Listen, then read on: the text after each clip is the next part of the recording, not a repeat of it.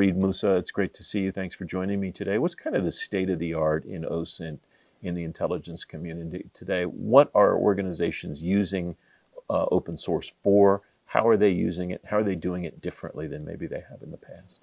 Sure. So thank you for having me. I would start with, I was in the intelligence community for about 31 years. And we relied heavily on getting our own curated data, extremely expensive, hard to get, which we still need, even in today's time. Today's times we absolutely need all that. It's just that what the OSINT role has gone from, as was mentioned in an earlier conversation today, we went from scanning newspapers, right, doing things the old-fashioned manual way just to see what's out in public, to everything is digital. So that's one side of it, but the other side of it is a lot of personal information is available out in the open for free. And we're not talking about private stuff that people are trying to hide. This is simply publicly available information. It's out in the open. So when I talk personal information, it's not just about persons, but it's also other types of entities, whether it's governments, whether it's companies, whether it's, you name it, it's out there. So all that complements the other ints that are out there, right? So, we used to say, SIGINT proves human. That was one relationship, right? Because, the joke was HUMINT is really RUMINT. You don't know what your source is. You try to vet your source. And if SIGINT can collaborate that, then now you have, rely more on, or we have more faith in or trust that message. We're getting the same thing out of OSINT as well. So the three of them coming together, and I'm just picking on those three. By no means are they the only ints out there. What is the implication for all of that regarding speed? I imagine an advantage of the analog to digital conversion or evolution is speed. I imagine a tremendous disadvantage of that is also speed because of the volume of stuff at which all of this stuff is coming at people. Yeah, so we used to refer to the three V's: volume, veracity, and variety, right? And that continues to grow exponentially. It hasn't stopped. So, one of the advantages we have with AI out there is making sure that the data we're looking at is the data that we need. It's one thing to say, I'll have access to the entirety of the internet. Good luck, right? So with our advanced capabilities, now we can zero in on the topics or the entities that we care about and have that complement our mission versus, I don't know where to start. So when you do that, how does one focus on a particular area of need or area of interest when you do have that scope, both from an open source perspective and from the ability, I imagine, inside the government to collect proprietary information at a much greater volume too? So, it's the chicken or the egg, what came first? So usually you have a topic or an entity of interest, and that might start with, somebody's name or somebody's email address or a company name or a government of interest. And, one approach would be you start with the cheaper method of looking for information about that, which is open source. So you go in and you say, the Department of X for country Y that you care about, see what you learn from there. You might, come across people names that have, hold positions in that domain. Now you take those and you go to the high side, the classified networks, and you say, okay, now go get me more information on those specific entities so I can look at the stuff that is not out in the public. But the reverse is true as well.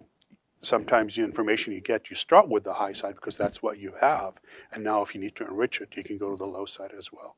So I think what's happening now is becoming more and more clear that the high side, classified versus unclassified data, the separation of the two is just, we have no choice. Those two have to come together, and they continue to come together, and they grow at a very rapid rate. The ODNI just released their strategy recently, right? The 2024, 2026 OSINT strategy, and it talks specifically about that, is bringing everything together and also sharing it within the community as well.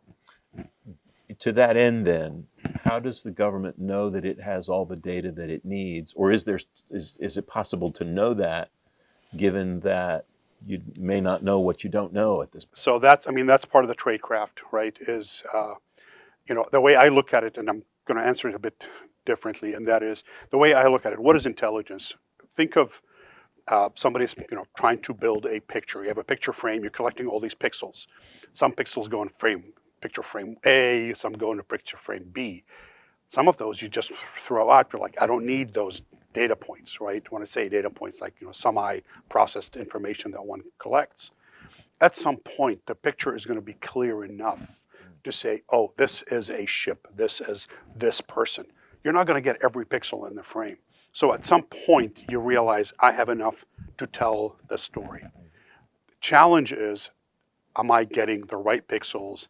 Have those pixels been manipulated to make me believe one story versus another? And that's why the Intel community works closely together to validate each other's findings. Mm-hmm. So private sector brings in data that the public sector doesn't have access to, or if it does get it on its own, it's going to be a lot more expensive than the private sector can. Mm-hmm. Because the private sector is going to sell out to multiple customers, mm-hmm. right? So the overhead is shared by multiple entities versus, an agency within the IC comes in, now they're paying. If they do it on their own, it's going to be the premium price that they have to pay for on their own capabilities. Mm-hmm. In the landscape that you just described, where there are multiple organizations of multiple types exchanging information and using each other's stuff, what does collaboration look like? And I guess especially from the industry, government industry perspective.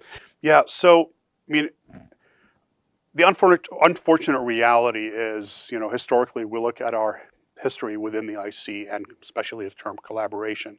9/11 wasn't that long ago as far as I'm concerned because it happened on my watch.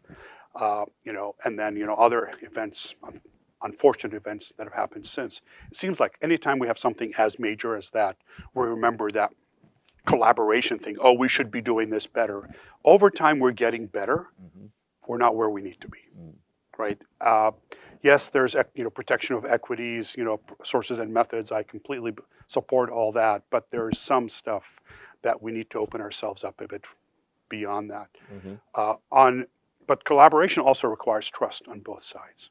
Right, so you've got, does the public sector trust the private sector? Does the private sector trust the public sector?